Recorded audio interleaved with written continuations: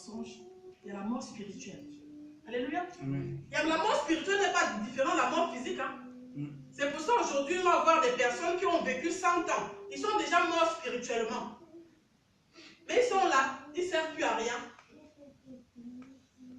Donc craignons la mort spirituelle, bien aimé, par rapport au péché. Craignons la mort spirituelle par rapport au péché. Nous avons des décisions à prendre. Dieu n'aime pas ça, j'arrête. Pour mon salut. Parce que le jour où la mort vient, on n'attend pas. Personne ne s'attend. Je glorifie toujours le nom du Seigneur, je bénis. Quand ça me prend, parfois je pleure tout seul dans mon coin. Je dis, Seigneur, si j'étais morte dans cet état, parce qu'il m'avait dit j'étais morte. Si j'étais morte dans cet état, je serais en enfer. Ça m'a toujours troublé. Ça m'a toujours troublé. J'étais morte. Si le Seigneur ne m'avait pas fait grâce, je ne serais pas là aujourd'hui, je serais en enfer parce que j'étais remplie de péché. Remplie de péché quand j'ai fait l'AVC. J'étais remplie de péché. Il n'y avait même pas. J'étais remplie de péché. En 2007.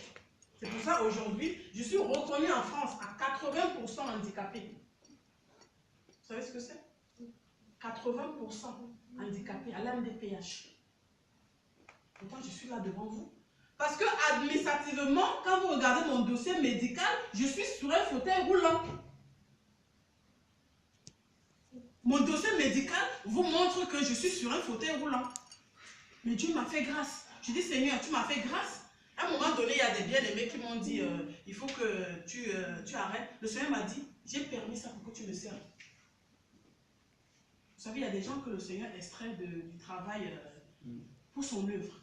Le Seigneur m'a dit, j'ai permis ça pour que tu me serves. Donc, je n'ai pas de choix. Il y a des gens qui n'ont pas de choix. Là, j'ai plus de choix. Je dis toujours au bien-aimé, si je m'amuse avec le Seigneur, il va me tuer. Je vais mourir. Je vais mourir.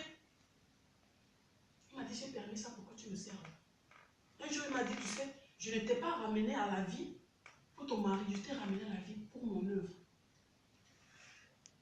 C'est compliqué. J'étais rempli de péché. Quand cet incident m'est arrivé. Aveugle, paralysé, pendant 2 semaines. L'église a prié pour moi. Le Seigneur m'a redonné l'usage. Chaque côté de mon corps ne fonctionnait pas. Et j'ai un plomb dans le cerveau. J'aime bien dire ça aux gens. Quand on me suit souvent des gens, tu as un plomb dans le cerveau. Moi, j'en ai un. J'ai un morceau de fer. Là, j'avais perdu à un moment tous mes cheveux. Mais par la grâce de Dieu, tout a repoussé. Parce que j'ai été opéré de la tête. Alléluia. Bien aimé, ce n'est pas pour nous faire peur. Hein. C'est juste pour que la crainte de Dieu s'empare de nous.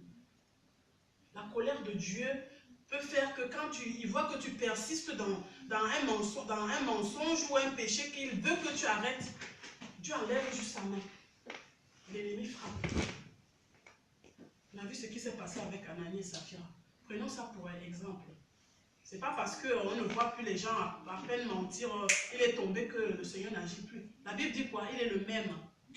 Hier, aujourd'hui et éternellement. Il n'a pas changé. Ce Dieu-là n'a pas changé. Il sait juste peut-être, il te dit, si les gens commencent à tomber dans tous les sens, dans la rue, vous imaginez un peu, tu arrives à la cave, tu manques. Tu arrives là-bas, tu manques. Il dit non, laisse chacun prendre sa conscience. Mais il y a la mort spirituelle derrière. Alléluia. C'est nous qui devons réaliser que ce que je fais là, je peux être comme ça, je suis déjà mort spirituellement. On croit être vivant, mais on est mort. Jésus avait utilisé cette phrase-là. Tu crois être vivant, mais tu es mort. Je crois que c'est dans l'Apocalypse. Oui. Dans l'Apocalypse, quand il parlait aux églises, il dit tu crois être vivant, mais tu es mort. Vous voyez? Et quand il parlait de l'église c'est nous ou pas? C'est nous. Ah oui? Mais est-ce que nous réalisons, est-ce qu'on se pose souvent la question à savoir, est-ce que je vis ou je suis mort? Par rapport à quoi? Tu crois être vivant? Il dit je connais tes actes. Je connais tes œuvres. Tu te crois vivant, mais tu es mort. Et cette parole s'adresse à nous. Ça ne s'adresse pas à un bâtiment. Ça s'adresse à nous. Alléluia. Veillons à nos vies. On va continuer. On va prendre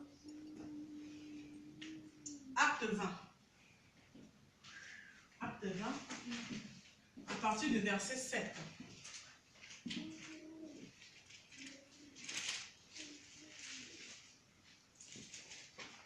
Je lis au nom de Jésus, acte 20 à partir du verset 7.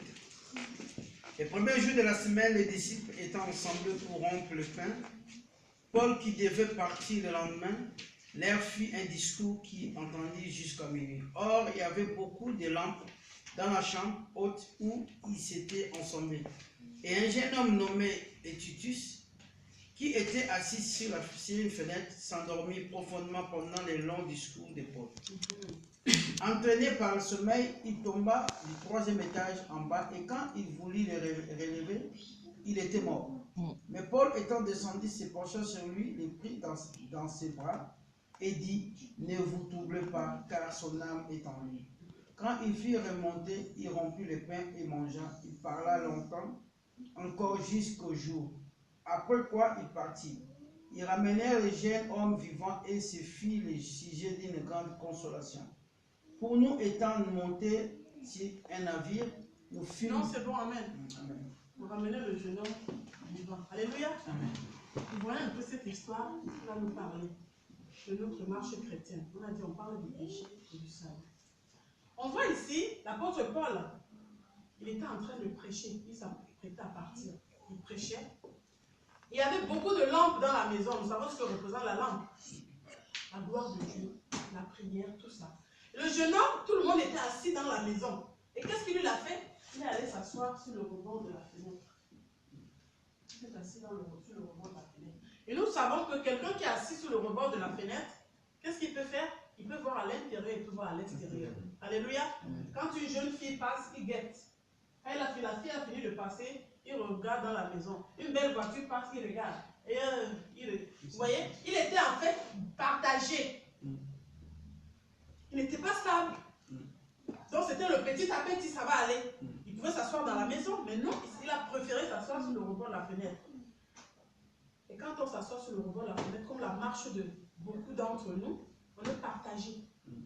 On est avec le Seigneur, on est avec le monde. C'était la position de ce géant. Avec le monde, avec le Seigneur, avec le monde, avec le Seigneur. Et quand c'est comme ça, c'est le diable qui gagne toujours, bien aimé.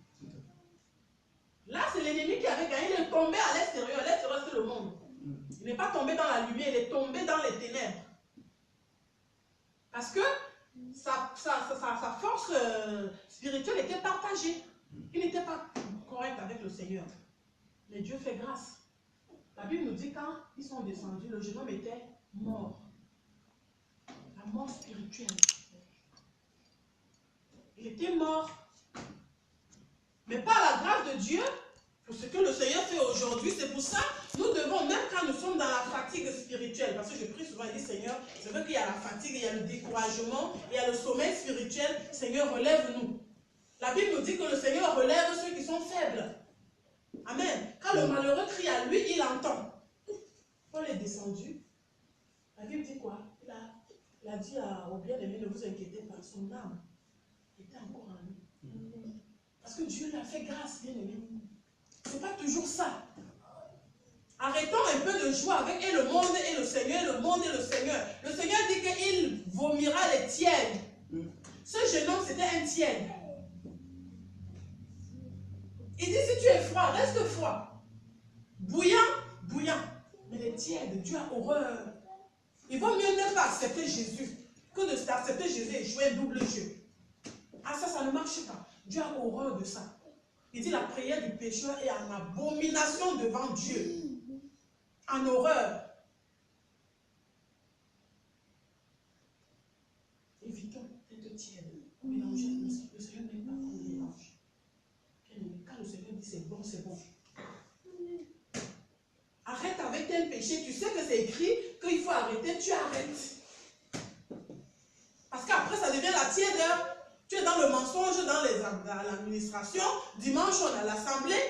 Quand il faut faire les faux papiers, on est dedans. Après, on revient dans le Seigneur. Ça ne marche pas. Le Seigneur ne filtre pas comme ça. Alléluia. Amen. On est dans la joie toujours. Hein? Amen. Ou bien ça cogne, on est dans la joie. Alléluia. Amen. On est dans la joie. Nous voulons être sauvés. Nous voulons être sauvés.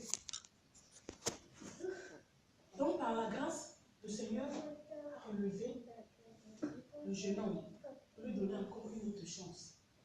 Je pense que la prochaine fois, le jeune homme n'est plus allé s'asseoir sur la fenêtre. S'il avait compris le message, que s'il était assis à l'intérieur, il ne serait pas tombé.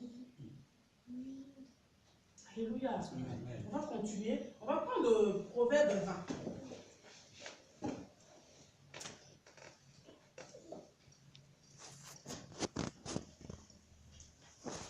Proverbe 20, verset 13. Proverbe 20, le verset 13. N'aimez point le sommeil de peur que tu deviennes pauvre. Ouvre tes yeux et tu auras suffisamment de pain. Il est mauvais. Il est mauvais. Non, on peut s'arrêter là. On peut s'arrêter là. On dit n'aime point le sommeil. Le sommeil, ce n'est pas le sommeil de dormir. Parce qu'on est souvent dans le sommeil. Comme on dit, nous devons garder notre énergie pour arriver jusqu'au bout. Vous savez, pour courir, arriver jusqu'au bout, comme l'apôtre Paul avait dit, il a combattu le bon combat. Il a fait la bonne course. Bien aimé, je pense que pour résister vraiment à l'ennemi, pour avoir une marche vraiment qui ressemble à ce que le Seigneur veut, nous devons moins nous disperser. Amen. Quand on se disperse beaucoup, on est fatigué. Et le sommeil arrive facilement. Le sommeil spirituel. Après, ça devient la routine. Après, voilà. Parce qu'on est tenté de l'autre côté. Il y a Dieu aussi qui combat de ce côté. Ça combat. Il y a un verset qui dit il y a un combat entre non, pas la lumière et les ténèbres. Que la chair a des œuvres contraires à ceux de l'esprit. Et il y a le combat entre eux. Galates 5, 17. Voilà. Il y a un combat entre eux. Et c'est ça qui fatigue. C'est fatigant. Donc nous devons sortir de ce sommeil-là. La Bible dit réveille-toi, toi qui dors. Ce n'est pas le sommeil de la vie, parce que le Seigneur nous accorde un sommeil doux et paisible, il le dit. Le Seigneur aime quand on se repose, on dort. Mais il dit, il y a un genre de sommeil là, il ne faut pas aimer. Le sommeil spirituel. Le sommeil de l'esprit. Voilà, il va dormir. Parce que le diable rôde. Il rôde comme un lion, cherchant qui dévorer. Le verset dit, si le prince de ce monde vient, trouvera-t-il quelque chose en toi? Il ne faut pas. Il ne faut pas que le diable vienne trouver ses œuvres en nous. Alléluia. Et j'ai une bonne nouvelle. C'est vrai que ça va faire peut-être mal à certains. J'ai une bonne nouvelle. Vous savez, tant que nous avons le péché en nous, on ne peut pas recevoir le Saint-Esprit. C'est une bonne nouvelle. On ne peut pas. Même si on t'a plongé dans les eaux du baptême, on a prié pour toi. Si au fond de ton cœur, il y a un péché que tu n'as pas lâché, qui nous mène à... Le Seigneur ne vit pas en toi. Parce qu'il n'y a pas de rapport entre les ténèbres et la lumière. Alléluia. Nous voyons l'histoire de Pierre ici. Pierre, tant que Pierre n'avait pas encore reçu le Saint-Esprit, vous voyez tout ce qu'il a fait. Il a renié le Seigneur, il était peureux, il était toujours colérique. On voit un peu tout ce qui se passait avec Pierre. Le Seigneur lui a dit, quand tu seras converti, vous voyez, Pierre n'était pas converti. Quand tu seras converti, affermis tes frères. Quand Pierre a reçu l'Esprit de Dieu, sa vie a changé. On a vu la vie de Pierre a changé. Mais pourquoi nous les chrétiens, on dit qu'on est né de nouveau, on a reçu l'Esprit de Dieu, mais on est la même personne?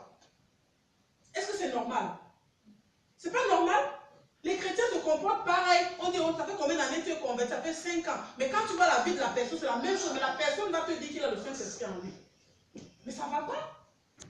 Il n'y a pas de rapport entre les ténèbres et la lumière. Dieu ne peut pas vivre dans le péché. Il ne peut pas. Il ne supporte pas. Mais les œuvres qu'il sait que c'est lui qui doit te délivrer de ça, oui, il est là. Tu as le Saint-Esprit en toi qui va travailler sur ta colère, sur la haine qui est dans ton cœur. Il va travailler sur tout ce que l'Esprit de l'Esprit dit. Il travaille pour ça. Mais le péché, non. Ça veut dire qu'on peut faire des tours dans l'assemblée là. On n'a pas l'Esprit de Dieu, bien aimé. Et Romains 8, verset 9 nous dit, si quelqu'un n'a pas l'Esprit de Christ, il ne lui appartient pas. Comment nous osons dire j'ai le Saint-Esprit alors que nous savons que nos vies sont des vies de désordre? On vit dans le désordre. Et on croit qu'on a le Saint-Esprit à nous.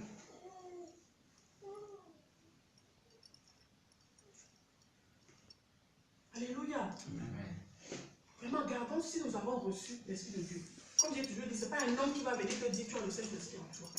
On voit l'histoire de Acte 19 où Paul avait rencontré les disciples. Il leur a posé la question: avez-vous le Saint-Esprit? Tu peux lire ça vite fait, mon frère. Vite fait. Acte 19. Ce verset est très intéressant. Acte 19 à partir du premier verset.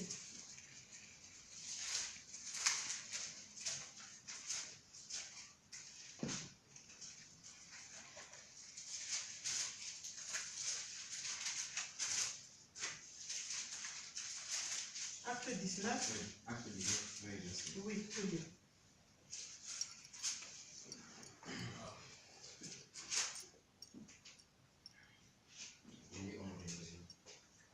Pendant qu'Apollos était Corinthe, Paul, après avoir parcouru toutes les autres provinces de l'Asie, arriva à Éphèse et a rencontré quelques disciples. Arrête-toi d'abord. Point. Qu'est-ce que c'est qu'un disciple?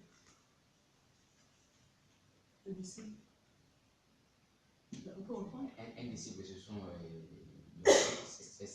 c'est quelqu'un qui suit son maître. Je suis son maître. Continue. Il leur dit: avez-vous reçu le Saint-Esprit et quand vous avez cru?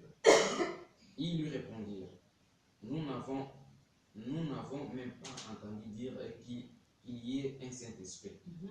Et il leur dit: de quel baptême donc avez-vous été baptisés? Ils répondirent: du baptême de Jean. Alors Paul dit: il est vrai que Jean a baptisé du baptême de repentance, disant au peuple de croire Christ. Après avoir entendu ces choses, ils furent baptisés au nom du Seigneur Jésus. Alors Paul leur y imposait les mains. Le Saint-Esprit descendit sur eux, et ils parlaient diverses langues et prophétisaient. Ils étaient en tout environ 12 hommes. Amen. Amen. On voit ce verset. L'apôtre Paul, il est à Éphèse. Il a rencontré quelques disciples. Paul était un grand serviteur de Dieu. Paul n'a pas pu discerner qu'ils avaient le Saint-Esprit. Parce que c'est chacun qui sait comment il marche avec le Seigneur. C'est chacun qui, on dit, l'Esprit de Dieu témoigne en nous, à notre esprit, que nous sommes enfants de Dieu. Alléluia. La Bible dit: personne ne peut témoigner de ce qui est dans l'autre homme. Amen. Il les a posé la question: avez-vous reçu le Saint-Esprit? Pourtant, c'était les disciples. Ils ont dit: on n'a même pas entendu parler d'un Saint-Esprit. Paul dit: mais quel baptême avez-vous donc reçu? Ils disent: le baptême des gens. Paul les reprend: oui, vous avez reçu le baptême des gens, mais Jean vous a parlé aussi de Jésus. Jean vous a parlé de Jésus, vous a dit de croire en Jésus. C'est la croyance en Jésus. Parce que la Bible dit dans Jean 14, celui qui croit en Jésus garde ses commandements. Donc le mot croire ici, c'était de garder les commandements de Jésus. Oui, vous avez reçu il se justifie, on a reçu le baptême de Jean. Il dit: oui, vous avez reçu le baptême de Jean. Mais Jean vous a aussi dit de croire en Jésus. Donc Jean leur a reprêché la parole. Paul leur a reprêché la parole. Et après, il leur a baptisé. Il leur a refait le baptême. Et après, l'Esprit de Dieu est descendu sur eux. Ils ont commencé à parler en langue et à prophétiser. Il y en a beaucoup dans les assemblées qui n'ont pas l'Esprit de Dieu. Moi, on les appelle les disciples. Alléluia. Aïe. On les appelle les disciples. Ils n'ont pas l'Esprit de Dieu. Il a refait le baptême, on dit. La Bible te dit qu'ils ont été rebaptisés. Ah oui? Si ton premier baptême, quand le premier baptême n'était pas valide, on peut se refaire baptiser. Parce qu'il y a des gens qui sont venus prendre le baptême juste par plaisance. Ouais, il y a des gens qui sont venus, moi j'ai refait mon baptême. La première fois que j'ai pris mon baptême, c'était pour faire plaisir. Quand on réalise que le baptême qu'on a pris, on n'était pas vraiment décidé, on n'a pas renoncé, on refait le baptême. Parce que sinon le Seigneur ne marche pas comme ça. La Bible ne nous dit pas ici que Paul les a juste imposé les mains, il les a rebaptisés. Parce qu'ils avaient déjà reçu un baptême. Mais comme ils n'avaient pas saisi en fait, il faut saisir pour qu'on se fait baptiser. Et ils n'avaient pas saisi. Ils sont venus, Jean les a plongés dans l'eau, point final. Il dit: mais quand Jean vous baptisait, il vous a parlé de Jésus. Mais ils n'avaient pas saisi. Il a fallu que Paul recommence tout. Alléluia. C'est ce qui s'est passé. Donc un homme ne va pas venir te dire: toi, ma soeur, tu as le Saint-Esprit en toi. Ça peut arriver comme ça, peut-être lors d'une prédication. Voilà, le Seigneur dit l'esprit est sur toi, l'esprit est sur toi. Mais quelqu'un ne va pas venir te dire non, toi là, tu vas être sauvé, tu as le Saint-Esprit. Non, parce que les œuvres de l'homme, on dit c'est l'homme même, l'esprit de l'homme même qui connaît ce qui est en lui. Il y a un verset qui nous dit personne ne peut témoigner de ce qui est dans l'homme. Si ce n'est l'esprit de l'homme lui-même. Amen. Chacun connaît sa vie. Nous, chacun connaît sa vie. Hein. Chacun connaît sa vie. Donc, le sommeil ici, évitons en fait de nous disperser. Concentrons-nous sur notre salut. Et vraiment, débarrassons-nous de tout péché. Comme la Bible nous dit, on se débarrasse du péché. En espérant que le Seigneur, avec l'esprit qui est en nous, il va nous aider à produire, porter les fruits de son esprit. La douceur, la joie, la bienveillance, l'amour, la maîtrise de soi. C'est là qu'on attend le Seigneur. Seigneur, aide-moi. Délivre-moi de tout ce qui n'est pas de toi. Et il fait sa délivrance.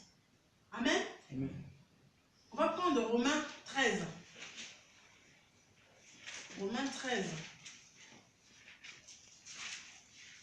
Verset 11. Je sais, moi, tu peux recommencer encore la lecture. Romains 13, le verset 11. Même vie la saison parce qu'il est déjà l'heure de nous réveiller du sommeil, car maintenant le salut est plus près de nous que lorsque nous avons crié. La nuit est avancée et le jour approche. Rejetons donc les œuvres des ténèbres et soyons revêtus des armes de lumière. Marchons honnêtement comme en plein jour, loin des orgies, de l'ivonnerie, de la luxure et de la débauche, des querelles et des jalousies. Mais soyons revêtus du Seigneur Jésus-Christ et n'ayons point soin de la chair pour accomplir ses convoitises. Amen. La Bible nous dit, nous encourage, le salut est plus près de nous que lorsque nous avons cru. Ça sont nos anciens qui ont écrit ça et ça se rapproche. Débarrassons-nous de tout ce qui n'est pas de Dieu. Débarrassons-nous de tout ce qui n'est pas de Dieu. Parce que si le Seigneur nous trouve dans un état qui n'est pas bien, on reste. Si la mort nous trouve aussi dans un état, on va de l'autre côté. Alléluia. Amen. Soyons conscients vraiment de la marche que nous faisons avec le Seigneur. Soyons conscients. La Bible nous dit, nulle créature n'est cachée devant Dieu. Nulle créature. On voit comment la mort frappe aujourd'hui. La mort frappe maintenant comme un petit jeu. Ça va très vite. Très vite. Nous devons garder vraiment notre marche. En nous débarrassant vraiment de tout. Tout ce qui n'est pas de Dieu, on se débarrasse. On se débarrasse. On lâche. Si le Seigneur ne vient pas aujourd'hui, nous ne savons pas quand est-ce que la mort va nous trouver. Là, quand je suis devant vous, je ne sais pas si je vais arriver chez moi. Alléluia. Je ne sais pas si je vais arriver chez moi. Parfois, on a l'impression que nos vies nous appartiennent. C'est ça. On a l'impression que ma vie m'appartient. On fait des projets à long terme. Non, il faut qu'avant tel nombre de temps que j'ai si Dieu le veut. Si Dieu le veut. Donc, bien, nous débarrassons de tout ce qui n'est pas de Dieu. La Bible dit toute plante que le Seigneur n'a pas plantée sera déracinée. Nous aussi, nous devons dire au Seigneur, papa, ce que tu n'as pas planté en moi là, arrache. Amen. Tout ce que tu n'as pas planté en moi là, arrache ça. Est-ce qu'on lui permet d'arracher? Si tu ne lui dis pas d'arracher, il ne va pas arracher. Il ne force pas. Seigneur, viens déraciner tout ce qui n'est pas ta semence à moi. Viens, arrache, arrache, arrache. Et Dieu vient arracher. Amen. Amen. Alléluia. On va prendre le dernier verset, Éphésiens 5, verset 11.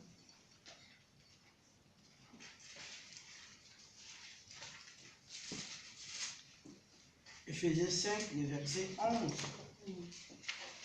Et ne participez pas aux œuvres infructueuses des ténèbres, mais au contraire condamnez-les.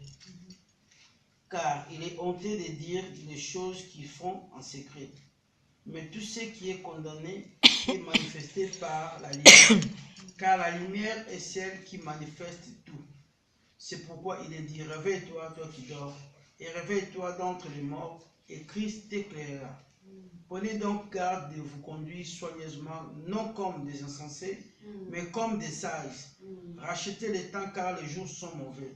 C'est pourquoi ne soyez pas sans intelligence, mais comprenez bien quelle est la volonté du Seigneur, et ne vous enivrez pas de vin dans lequel il y a de la dissolution, mais soyez remplis de l'esprit. Entretenez-vous par des psaumes, des hymnes et des cantiques spirituels, chantant des psaumes splémondiens de votre cœur au Seigneur.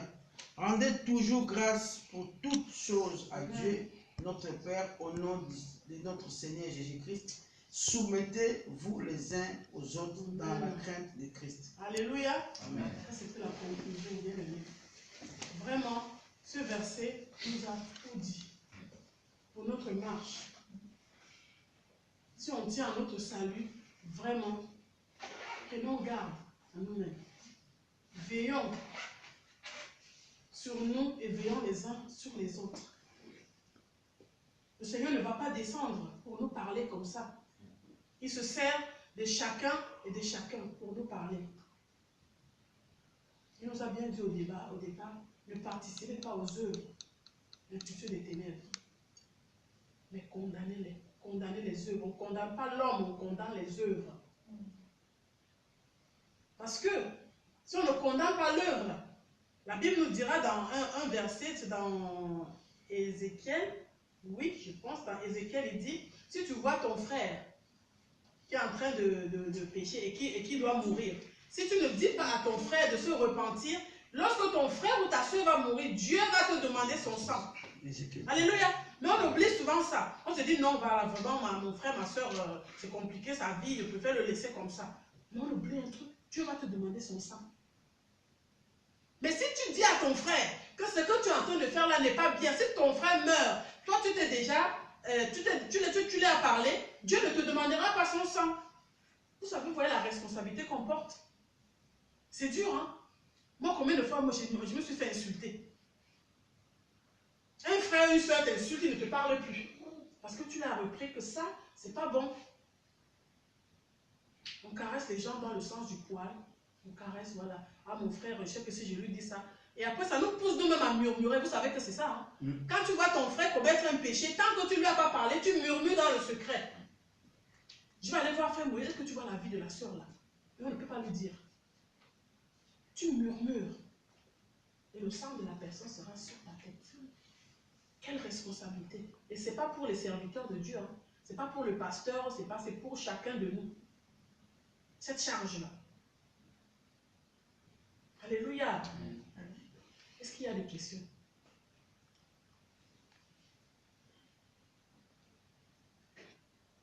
Pas de questions. Est-ce que vous voulez bien compris? Vraiment que le Seigneur nous aide. Et que vraiment le message, que si le message a touché un cœur, que quand la personne sortira d'ici, que l'ennemi ne vienne pas voler. C'est la Bible dit, le diable vient pour voler, danger, dérober. Parce qu'on sent vraiment que la semence reste et que nous puissions méditer cette parole, nous puissions méditer ces versets tous les jours, afin que nos cœurs soient affermis. Alléluia.